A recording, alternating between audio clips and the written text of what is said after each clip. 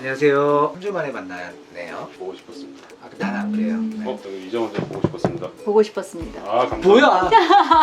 교조각 2편 찍을까요? 진짜.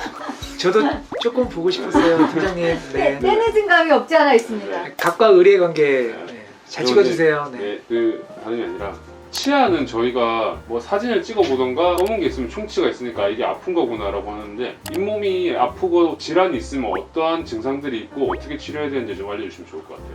구별하시긴 힘들겠지만 시각적으로 보면 이렇게 이하고 거울을 봤을 때 치아하고 잇몸이 만나는 연결 부위 있잖아요.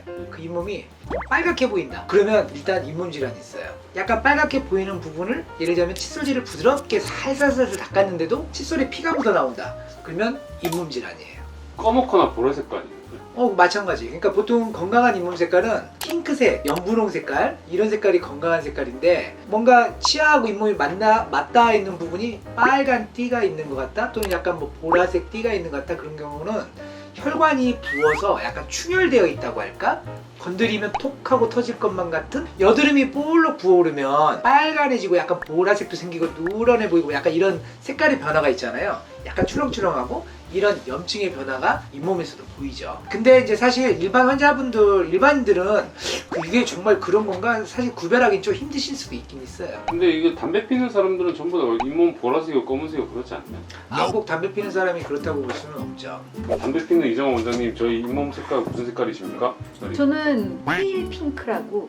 이것도 양치질 때문에. 꼭 양치질 때문만은 아니죠.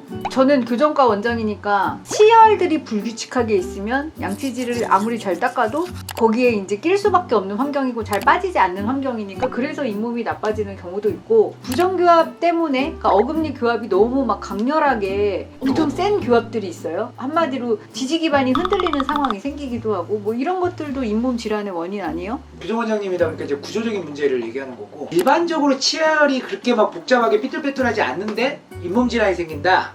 그럼 이제 저는 거의 90% 이상은 올바르지 못한 칫솔질이 계속 누적이 되다 보면 잇몸을 잘 닦지 못하니까 결국 잇몸 질환이 생긴다라고 믿고 있어요. 어린이들은 사실 재생력도 좋으니까 웬만해서는 잇몸 질환이 안 생기는데 20대 이후의 성인들은 무조건 이제 나이가 들어가면서 잇몸 질환이 생겨요. 근데 잇몸 질환이 생기지 않게 하려면 우리는 흔히 치아만 닦는다라는 칫솔질의 개념에서 탈피하고 치아와 잇몸을 멀리 길게 위아래로 닦는 거. 잇몸에 대한 칫솔질이 꼭 선행되어야 돼요. 그래야 잇몸 질환을 예방할 수 있어요. 그러니까 젊은 사람일수록 잇몸이 아프다는 걸 별로 그렇게 많이 못 느껴요. 그러니까 내가 잇몸병이 생기는지를 모르고 살게 되기 때문에 당연히 검진을 정기적으로 해가지고 치과 의사의 전문적인 식견을 받는 게 제일 좋죠. 근데 이제 그런 꼼꼼한 사람들은 저는 안 아플 거라고 생각을 하거든요. 그럼 당연히 안 아프니까 방치를 하는 확률이 굉장히 높단 말이죠. 잇몸이 안 좋은데 방치를 하면 어떻게 되나요? 그러면 이제 결국은 최종적으로는 이가 흔들려서 빠지게 되는 원리가 되죠. 잇몸 질환이라는 것은 일단 단계를 나누자면 치아 뿌리를 잡아주는 치조골이 있고 그 치조골 바깥에 우리 눈에 보이는 잇몸살이 있는데 단순히 잇몸 표면에만 살짝 초기에만 나타나는 치은염이라는 게 하나 1단계. 그 치은염이 증가가 돼서 점점점 예를 들면 음식물 찌꺼기나 치석이 생겨서 밑으로 점점 파고 들어가요. 그래서 주변에 뿌리를 잡아주는 치조골을 녹이게 되는 치주질환이 생겨요. 치주염. 치주염이 계속 된다면 뿌리를 잡아주는 뼈가 지지기반인데 뼈가 점점점 녹아내려가고 벌어지고 내려가고 하면 뿌리를 못 잡아주겠죠. 그럼 결국 최종적으로는 흔들려서 빠지는 거죠. 그래서 우리는 흔히 나이 드니까 당연히 이가 흔들려서 빠지는 거지 라고 생각하지만 이론적으로는 아무리 나이가 많이 들어가도 칫솔질이 완벽하게 되고 치주질환이 없게끔 관리만 할 수 있다면 100살이 되어도 이는 안 빠지게 되는 게 원리예요. 나는 거의 10대야. 아 진짜요? 네. 이게 관리를 잘해서 지금 이렇게 된 건가요? 이건 타고나신 거예요? 치아 건강도 유전자인가요? 저도 되게 치아들이 불규칙하게 배열되고 드라큘라 덧니가 있어가지고 교정을 했어요. 부정교합도 없어지고 환경이 좋으니 적당히만 해도 꽤 괜찮은 거죠. 약간 옛날 식으로 네. 얘기하면 약간 러버스 한번 하고 난 뒤 청소가 약간 쉬워지는 약간 이런. 뭐요? 상대적으로 이정원 원장은 정말 치열이 올바르게 교정이 잘 돼서 현재 유지가 잘 되고 있는 사람이고, 저 같은 경우는 이정환 원장에 비하면 부종교합이 있거든요. 약간 삐뚤빼뚤해요. 그러다 보니까 살짝 양치질이 잘 안 되는, 실제로 나이가 들어가니까 또 잇몸 질환도 살짝 생기거든요. 그러니까 이제 은근히 음식물이 끼는 것도 좀 느끼고, 그러니까 이제 젊었을 때에 비하면 치실의 사용 빈도가 높아지죠. 그렇게 되면 음식물을 자꾸 제거하게 되니까 치주 질환, 잇몸 질환이 생기는 걸 제 스스로가 방어할 수가 있는 거죠. 근데 이제 저처럼 잘 안 돼가지고 이미 망한 사람들 있잖아요. 이미 망해서 이거를 이제 방어해서는 안 되고 극복을 해야 되는데 치료가 가능합니까? 잇몸은? 100% 가능하죠. 물론 너무 시기를 놓치지만 않는다면 초기에 또는 중반 정도만 돼도 잇몸 치료를 적극적으로 해주면 틀림없이 좋아져요. 그 잇몸 치료라는 게 결국 여러분들이 모두 다 알고 계시는 1차로 하는 게 스케일링, 그 다음에 2차는 나라에서 보장해주는 의료보험이 되는 큐렛 또는 루트 플래닝이라고 하는 단계별 잇몸 치료 방법들이 있어요. 심지어는 잇몸 수술을 하기도 하죠. 그렇게 해서 잇몸을 건강하게 할 수 있는 회복 방법은 틀림없이 있어요. 그런데 의사들이, 그러니까 치과에 와서 치료를 하는 건 1년에 한 번, 1년에 2번이잖아요. 근데 우리는 매일 밥을 먹잖아요. 그러면 늘 음식물이 끼죠.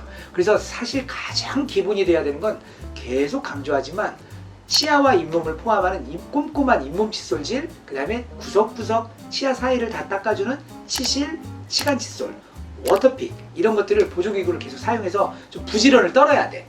그러지 않고서 노력 없이는 사실 그렇게 유지하기는 힘들긴 하죠. 하지만 아무튼 반드시 좋아질 수 있는 방법은 있습니다. 이렇게까지 노력을 하기 싫다면 이정환 원장님한테 가서 교정을 네. 받아서 환경을 좋게 만드는 맞아요. 그렇죠. 만약에 그래도 안 되면 저한테 와서 이목구 임플란트 하시면 되겠습니다. 깨알은못, 깨알은못. 임플란트. 다 간파되네요. 근데 임플란트 해놔도 만약에 잇몸 관리가 또 안 되잖아? 그럼 임플란트 또 빼야 돼. 관리를 잘하면 평생 잘 쓸 수 있지만 임플란트 주변에도 잇몸이 나빠지는 임플란트 주위염이라는 게 생기고, 그러면 결국 붓고 피나고는 똑같아요. 그래서 내가 잇몸 질환이 있다 없다를 사실 잘 모르잖아요. 하지만 일반적으로 나타나는 징후들이 있어요. 칫솔질을 했더니 피가 칫솔에 묻어나와요. 침을 뱉었더니 피가 나와요. 입냄새가 나는 것 같아요. 피곤하면 약간 이 치아들이 뭔가 들뜬 것 같아요. 근데 아무튼 은근히 불편해 라고 하면 충치 때문이 아니라 잇몸 때문일 거야 라고 생각하면 거의 10중8구 맞아요. 환자분들 중에 어떤 분들은 그런 질문을 되게 많이 해요. 나는 원래 내 몸이 약해, 이런 얘기들 많이 하잖아요. 난 동의하지는 않아. 얼굴이 너무 작고 굉장히 뭐랄까 마르시고, 그런 분들은 이제 치조골도 굉장히 얇고 잇몸도 되게 얇은 분들이 있어요. 그러니까 이제 두꺼운 분들에 비하면 선천적으로 나는 좀 약해 라고 한다면 그건 맞는 말이죠. 무슨 일을 할 때마다 굉장히 집중하시는 분들, 맞아. 그런 분들 은근히 일을 물고 온몸에 힘을 주고 사는 분들이 있어. 나는 원래 몸이 약해, 거기에 이런 나쁜 조건이 섞였어, 그러니까 남들보다 더 빨리 나빠져, 이런 스토리는 또 맞을 수가 있죠. 반대로 얘기하면 수분 섭취 잘하고 코로 숨 쉬고 그 다음에 칫솔질을 잘해준다면 내가 비록 약해도 충분히 건강하게 100살까지 유지할 수 있어요. 네, 감사합니다 원장님. 네, 고맙습니다.